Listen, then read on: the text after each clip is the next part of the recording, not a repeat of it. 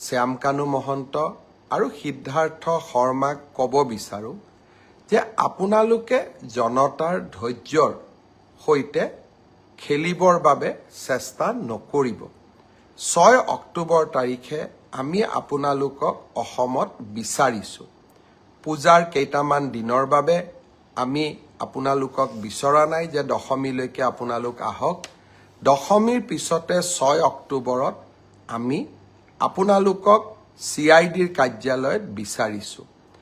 আৰু আপোনালোকে Facebook live কৰি বা একোখন পত্ৰ লিখি জনতা আৰু আইনৰ পৰা হাৰিব আপোনালোকে নোৱাৰিব। আপোনালোকে যদি সঁচাকৈ আপোনালোক নিৰ্দোষী, সাহসেৰে আহক, CIDৰ কাৰ্যালয়লৈ আহক, আপোনালোকে নিজৰ কথা কওক। আৰু যদি আপোনালোকে কথা ক'ব CIDক নোখোজে, আদালতৰ ওচৰত গৈ কওক। কিন্তু ৰাইজৰ ক্ষোভৰ সৈতে, যি ক্ষোভ এতিয়া অগণিত পৰিণত হৈছে, ক্ষোভৰ সৈতে আপোনালোকে খেলা নকৰিব। মই অসমৰ মুখ্যমন্ত্ৰী হিচাপে আপোনালোকক স্পষ্ট সকিয়নি দিব খুজিছোঁ যে অহা 6 অক্টোবৰৰ তাৰিখৰ দিনা আপোনালোকে নিশ্চিতভাৱে গুৱাহাটীলৈ আহি আপোনালোকে আপোনালোকৰ মন্তব্য, আপোনালোকৰ বক্তব্য আগবঢ়াওক। আইনৰ মাজেৰে গতি কৰিব। আৰু এটা কথা মই সকলোকে স্পষ্ট কৰি দিব খুজিছোঁ, কোভিডৰ সময়তো মই অসমবাসী জনসাধাৰণক এৰা নাছিলোঁ।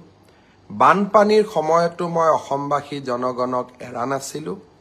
আৰু জীৱনত এটা দিন আহিছিল যে PPE কিট পিন্ধিও কোভিডৰ ICUৰ ভিতৰত গৈ জনতাক সেৱা কৰাৰ চেষ্টা কৰিছিলোঁ।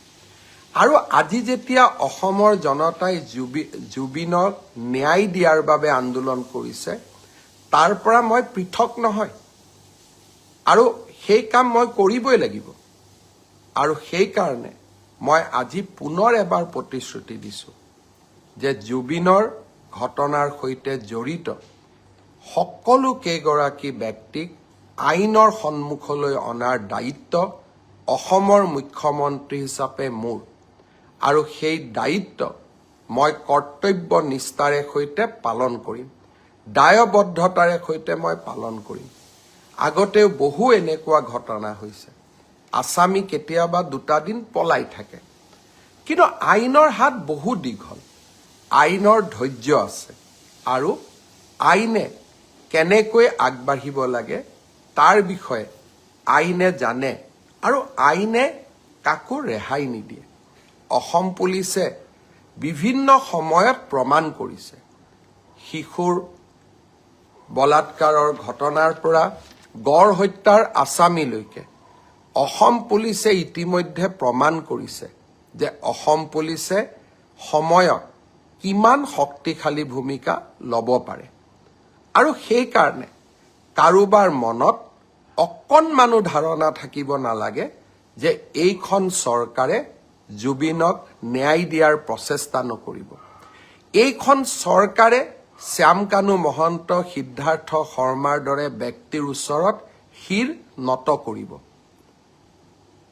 এইখন চৰকাৰে অসমৰ ৰাইজৰ ওচৰত শিৰ নত কৰিব। সিদ্ধাৰ্থ শৰ্মা আৰু শ্যামকানু মহন্তৰ ওচৰত শিৰ নত নকৰে। আৰু সেইবাবে মই সিদ্ধাৰ্থ শৰ্মা আৰু শ্যামকানু মহন্তক ক'ম যে ঘটনা প্ৰবাহ বহু দূৰলৈ যাব নিদিব। আইনৰ কোনোবাই যদি ভাবিব পাৰে যে আমি আদালতত যাম, এণ্টিচিপেটৰী বেইল ল'ম, ইণ্টাৰিম বেইল ল'ম, এই প্ৰচেষ্টাবিলাক কৰা উচিত নহয়। কাৰণ জুবিন এগৰাকী জাতীয় সম্পদ। জুবিনৰ হত্যাৰ প্ৰতিটো মুহূৰ্তৰ ঘটনা তন্ন কৰি ৰাইজৰ আগত আপোনালোকে ক'ব লাগিব। আৰু মই ভাবোঁ এই কাম আপোনালোকে কৰিব। আৰু আপোনালোকক কোনো ক্ষেত্ৰতে আইনৰ বাহিৰত গৈ শাস্তি দিয়া নহয়। আইনে আপোনালোকক দোষী হ'লে শাস্তি দিব, দোষী নহ'লে আপোনালোকক নিৰ্দোষী বুলি ক'ব।